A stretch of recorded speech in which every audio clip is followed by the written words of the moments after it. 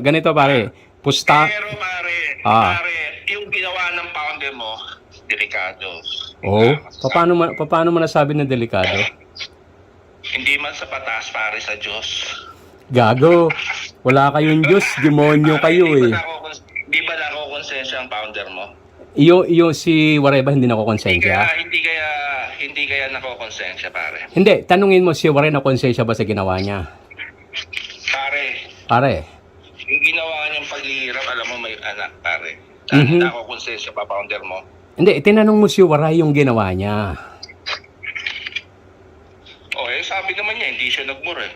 Hindi siya nagmura. Hindi yung ginawa niya. Yung pagpapahiya, alam mo ba yung ginawa niya sa founder ko kahit kaya siya dinemanda?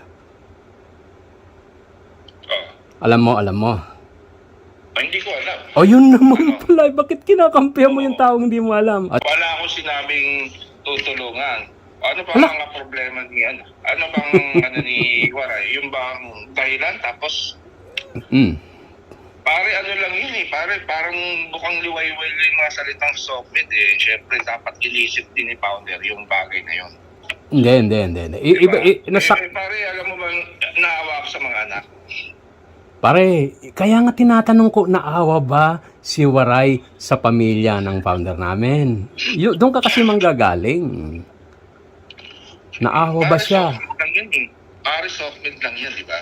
Kahit na. Apektado ba yung pamilya? Apektado, sobra. Umiiyak yung magulang. Ay, yung magulang yung pamilya, pare. Huwag kang kakampi sa ano. Naiintindihan mo? Sus Mariosip. hindi mo kilala yung kasalanan ng tao eh. Nagbibida-bida ka ron. Ikaw naman eh. Kaya sabi ko, wag mong babanggain yung founder namin dahil hindi mo alam ang sinapit sa ginawa ng Waray na yan. Tapos sasabihin mo, mumuray mo yung founder namin. Pare, naman, sa tagal natin sa ganito, pare, may pangalan bang binanggit? Direct ba doon sa pangalan? Pare, founder, maraming founder. yan ang hirap sa'yo, pare. Yun nga, pare, yun yung Sandali, pipigilan kita. Pag may pangalan akong binanggit, direct, doon masakit. Hindi. Pero pag wala naman, founder ng bigas, founder ng... Hindi, pare, tukoy na tukoy eh. Founder na nagpahirap kay Waray kamo eh. Sus, pare, wag kang iiwas. Diyan ka ma... Ang importante, kailangan ng proof, kailangan ng pangalan. Nakita mo. Sino ang founder? Yung bagay na yan, pare, alam mo naman yung bagay na yan. Alam mo, Kaya ka hindi nananalo sa akin, pare. Okay. Sino yung founder na nagpakulong sa PWD ng Waray? Sino yon? Bigas ba yon? Bigas? Pare, founder yan. Hindi, ano yun eh, pundador yata. Yan. Hindi mo ko malilito, pare. So, yung pundador na alak. Teka lang. Hindi po pwede. Kasi, yung founder... Kailangan kasi may pangalan. Okay. Ganito. Sige, may tanong ako, pare.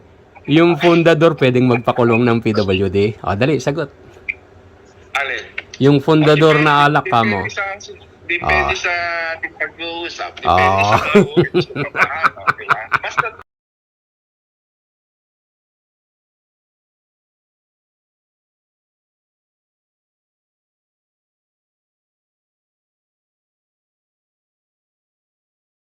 tapatin mo ako. Isang tanong lang.